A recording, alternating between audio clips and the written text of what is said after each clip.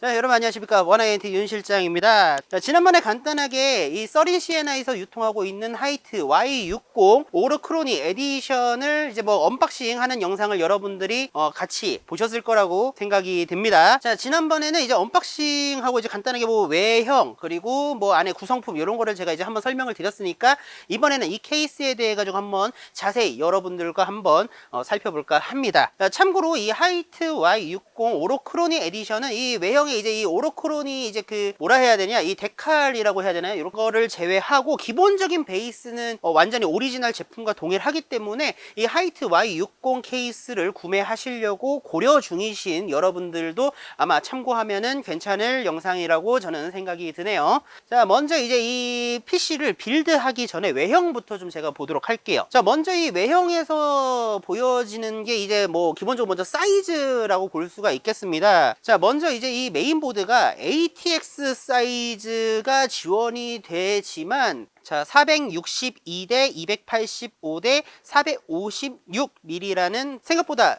작은 사이즈를 가지고 있어요. 뭐 상당히 아담한 사이즈죠. 자, 이러한 이 작은 사이즈가 가능한 거는 듀얼 체인버라고 부르는 구조를 가지고 있기 때문입니다. 이 듀얼 체인버라는 이 구조가 보통 PC 파워가 일반 케이스 같은 경우에는 상단 혹은 하단에, 뭐 대부분 하단이겠죠. 이 하단에 위치를 하기 때문에 그만큼 이제 파워가 차지하는 공간만큼 이제 높이가 높아질 수밖에 없습니다. 이 하이트 Y60 케이스 같은 경우에는 이제 이 파워를 두는 공간을 이 후면에 아예 별도의 그 파워 공간을 마련을 해 놨어요. 그렇기 때문에 이제 위아래 높이가 그만큼 파워 높이만큼 조금 더 줄일 수 있었다라는 점이 먼저 포인트라고 볼 수가 있겠고요. 조립을 했을 때 이 메인보드가 케이스 거의 정 가운데에 위치하기 때문에 아무래도 이제 그 좀 심적인 그 안정감이 조금 추가가 된다라는 점이 아무래도 뭐 장점일 것 같습니다. 이러한 이 듀얼 체인버 구조를 가진 케이스가 대표적으로 리안리의 511D라는 시리즈가 있는데 아마 구조를 거의 비슷하게 가지고 있다라고 생각하시면 조금 더 이해가 쉬우실 것 같아요. 자, 디자인은 이렇게 쭉 보면은 비대칭형 오각형 구조를 가지고 있어요. 보통 이제 그 사각형 구조로 보통 케이스가 구조가 되어 있는데 이쪽에 보시면 이렇게 측면을 조금 더 깎아가지고 각이 하나가 더 있습니다. 자, 이러한 구조 때문에 여러분들이 이제 모니터를 기준으로 케이스를 오른쪽에 두거나 뭐 이렇게 뭐 왼쪽으로 두거나 했을 때 뭐 특별히 막 크게 어색함이 없이 구성을 할 수 있는 디자인이에요. 일반 이 USB 포트도 위치가 조금 다른 케이스들과는 좀 다른데 보통 일반적인 케이스들 같은 경우에는 전면 USB 포트가 보통 케이스 상단에 달려 있는 경우가 많습니다. 근데 이제 이 하이트 Y60 케이스 같은 경우에는 이 USB 포트가 상단이 아닌 하단에 위치를 하고 있다라는 점인데 이러한 구조로 봤을 때 이 하이트 Y60은 컴퓨터를 책상 밑에다 두는 게 아닌 책상 위에다 두는 구조를 염두해 가지고 디자인이 된 케이스라고 볼 수 있겠죠. 자, 이제 외형은 뭐 한 요 정도로 간단하게 제가 봤다고 볼 수 있고, 그럼 이제 한번 내부를 한번 보도록 하겠습니다. 자, 이렇게 한번 내부를 한번 살펴볼 건데요. 자, 내부를 봤었을 때 가장 우선 눈에 띄는 거는 바로 여기 이제 이 PCI 4.0 라이저 케이블이 기본적으로 동봉이 되어 있다라는 겁니다. 제 예상이지만 이 하이트 Y60 케이스 같은 경우 이제 일반 케이스들에 비해 가지고 조금 아담한 사이즈를 제공하는 것과 동시에 그만큼 이제 높은 호환성을 보여주려고 하다 보니까 이제 뭐 기본적으로 우리가 알고 있는 방식으로 이제 그래픽 카드를 수평으로 꼽는 그런 구조보다는 라이저 케이블을 이용해 가지고 수직으로 그래픽 카드를 장착하는 방식을 채택한 것으로 예상이 되는데요. 우선은 뭐 앞서 이제 좀 이따가 보여드릴 거기는 한데 이제 뭐 그래픽 카드 뭐 4090까지 장착을 해도 뭐 큰 무리는 없는 그런 구조를 가지고 있습니다. 쿨링이라던가 이런 부분에 대해서는 제가 이제 좀 이따 후반에 말씀을 따로 드릴 거니까 뭐 우선은 쿨링 부분에 대해서는 제가 나중에 말씀을 좀 드리도록 하고요. 그리고 이제 이 하단에 보시면은 이 하단에 이제 120mm 논 RGB 쿨러가 두 개가 장착이 되어 있고요. 그리고 이제 후면에도 120mm 짜리 쿨러가 하나 장착이 되어 있는 모습을 볼 수가 있습니다. 자, 그리고 이 측면 여기 측면에 보면은 이 측면에는 140mm 혹은 이제 120mm 쿨러 두 개를 장착할 수 있는 공간이 있고요. 상단에는 120mm 쿨러 3개를 장착할 수 있는 구조로 되어 있습니다. 자, 그리고 여기 여기 상단 쪽을 열어보면, 자, 상단에는 이 쿨러를 장착할 수 있는 이 쿨러 가이드가 있는데, 이 쿨러 가이드는 분리가 가능해요. 분리가 가능하기 때문에 이제 상단 쿨러를 교체하는데, 이렇게 좀 작은 케이스들 같은 경우에는 상단 쿨러 뭐 교체하거나 이럴 때 뭐 여유 공간이 좀 부족해가지고 약간 좀 불편함이 있을 수가 있는데, 이 부분이 어느 정도 해소가 가능합니다.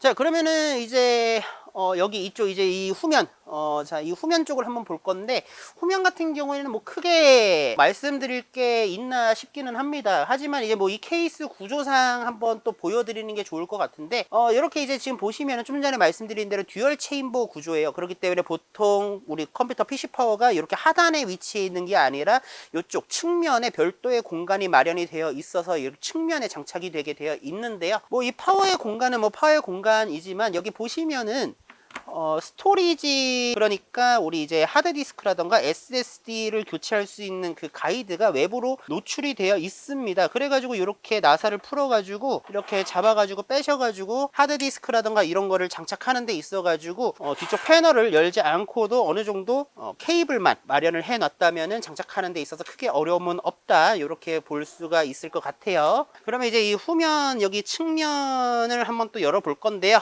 참고로 이거는 지금 고객님께 출고될 새 제품 가지고 제가 이제 분해하면서 보여드리는 거라, 여기 안에 내용물은 어차피 지난 영상에서 제가 여러분들께 한번 설명을 드렸으니까 제가 딱히 설명을 하지 않고 바로 분해를 해가지고 실제 케이스 내부만 좀 제가 보여드릴게요. 지금 고객님께서 옆에 지켜보고 계세요. 지금 촬영하고 있는 거. 자, 이 공간이 이제 파워가 장착되는 공간이고, 이쪽 상단 부분은 좀 전에 제가 말씀드린 대로 스토리지, 그러니까 하드디스크를 장착할 수 있는 공간이 되겠습니다. 자, 이렇게 보시면은 여러분들이 보실 때 이게 뭐 상당히 협소하다, 이렇게 보실 수 있겠지만은 생각보다 널널해요. 조립을 하면서 제가 선정리를 해봤는데, 이 선정리 이제 케이블 타이를 묶을 수 있는 이 공간 자체가 상당히 많아요. 선정리를 제가 직접 해봤었을 때 뭐 선정리가 특별히 어렵지가 않았어요. 오히려 컴퓨터 조립을 처음 해보시는 분들이라면은 케이블 정리를 어떻게 해야 되지 라면서 이제 클립을 어떻게 묶어야 되는 건지, 뭐 케이블 타이를 어떻게 묶어야 되는 건지, 이런 거에 대해 가지고 좀 고민을 좀 하실 수가 있으실 거라 보는데,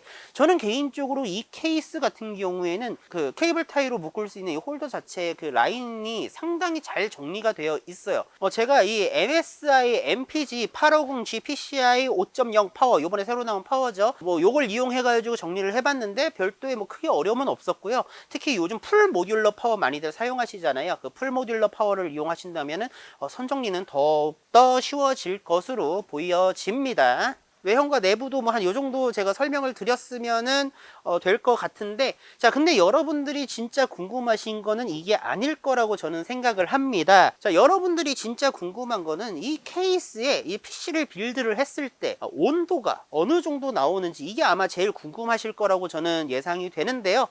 그래서 제가 준비했습니다. 자, 좀 전까지 보여드렸던 거는 이제 손님 거고, 자, 제가 빌드를 해봤습니다. 이제 제 작업 PC를 부품을 다 뜯어가지고 한번 이식을 해봤어요. 먼저 시스템 사양을 한번 보여드리도록 하겠습니다. 라이젠 7900X에 그래픽카드는 RTX 4090을 장착을 했습니다. 이제 MSI의 4090 슈프림 제품이고요. 자, 이제 4090이 상당히 두꺼워요. 이건 다들 아실 거라고 보시는데, 그렇기 때문에 자, 이게 이렇게 이제 라이저로 장착을 했을 경우 이렇게 이게 여러분들이 이렇게 하면 이제 좀 보일지 모르겠는데, 거의 자, 이 강화 유리를 닫으면요 그래픽 카드가 이게 쿨링이 되나 싶을 정도로 상당히 맞닿아 있습니다. 여유 공간이 없어요. 앞에 이 측면 강화 유리와 함께. 자, 그렇기 때문에 이게 진짜 뭐 CPU 온도는 뭐 그저 그렇지만은 다들 뭐 그래픽 카드 온도 되게 많이 걱정을 하시잖아요. 자, 그래서 제가 테스트를 직접 진행해 봤습니다. 자, 먼저 3D 마크 타임스파이를 제가 먼저 구동을 해 봤습니다.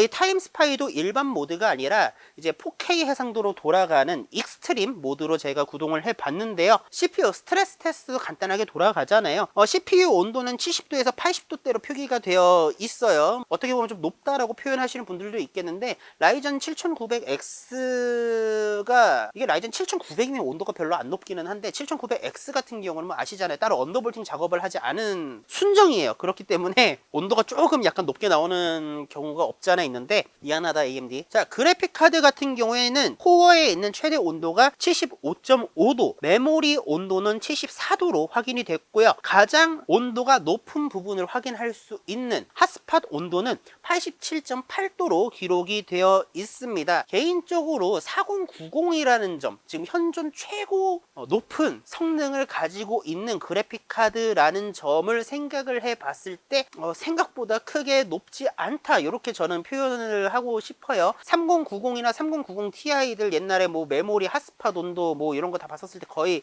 뭐 100도 찍고 뭐 이랬던 거 생각을 하면은 되게 준수한 온도로 작동을 한다, 이렇게 말할 수 있을 것 같습니다. 자, 그래가지고 만약에 이제 제가 실제로 게임을 해봤어요. 배틀그라운드 4K 울트라 옵션으로 제가 진행을 해봤는데 그래픽 카드는 이제 70도 중반대를 보여주고 있고 CPU 같은 경우에도 뭐 온도 이 정도면 상당히 준수한 온도다, 이렇게 볼 수 있겠습니다. 자, 오늘은 이렇게 서린 시에나에서 유통하고 있는 하이트 Y60 오로크로니 에디션을 여러분들께 한번 소개해 드려 봤습니다. 저는 이제 이 하이트라는 브랜드를 몰랐어요. 이 케이스 브랜드 하면은 뭐 리안리 있고 뭐 3R 있고 뭐 마이크로닉스 있고 뭐 아이고즈 있고 뭐 요 정도로 이제 제가 알고 있었는데, 이 케이스를 알게 된 계기가 이 오로크로니 에디션 나오기 전에 아시죠? 이 하코스 벨즈 에디션 때문에 이 하이트 Y60을 알게 됐는데, 그래서 제가 그거는 크게 땡기진 않았어요. 하코스 벨즈를 저는 이제 좀 약간 오로크로니 쪽을 조금 더 좋아하기 때문에 이게 별로 이게 탐이 안 났거든. 근데 이 오로크로니 에디션이 이제 올해 작년 말쯤에 이제 나온다는 얘기가 살살살 나올 때쯤 바로 먼저 전화를 해가지고 이거 내가 진짜 해가지고 샘플을 받아와가지고 여러분들께 가장 먼저 실물을 보여드렸던 그런 경우가 된 것 같습니다.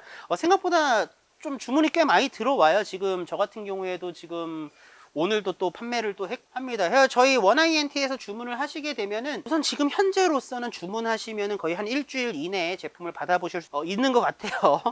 그렇기 때문에 많은 구매 부탁드리고요. 뭐 아무튼 이 하이트 Y60 이 오로크로니 에디션이지만 뭐 결국은 이 그 하이트 Y60 케이스잖아요. 이 케이스 자체를 보자면은 상당히 아담하지만 그래도 뭐 대체적으로 구성은 되게 잘 만들어졌다, 이렇게 저는 판단을 하고 있고요. 뭐 생각보다 뭐 쿨링 성능도 나쁘지 않았고, 물론 이 측면을 열면은 뭐 온도는 더 좋아지겠지만은 굳이 뭐 측면을 열고 써야 된다라고 할 정도의 뭔가 그런 높은 온도를 보여주는 게 아니기 때문에 실상으로 사용했었을 때는 뭐 크게 무리가 없는 정도다, 이렇게 말씀을 드리고 싶습니다. 그리고 이 뭐 외형 같은 경우에도 디자인 하시는 분들 오로크로니를 아주 잘 알고 있다, 분명히 뭐 홀로라이브랑 뭐 이제 쿵짝쿵짝 해가지고 디자인을 한 거겠지만은 그래도 전체적으로 이 오로크로니라는 이 캐릭터의 특징을 잘 살려가지고 디자인을 한 케이스이기 때문에 오로크로니를 좋아하는 팬분들이라면은 상당히 잘 만들어진 케이스다라는 거를 아마 공감하실 거다, 이렇게 말씀을 드리면서 이번 영상은 여기서 마치도록 할게요. 자, 여러분들의 의견 댓글로 남겨주시고요. 다음 영상에서 다시 뵙겠습니다. 감사합니다.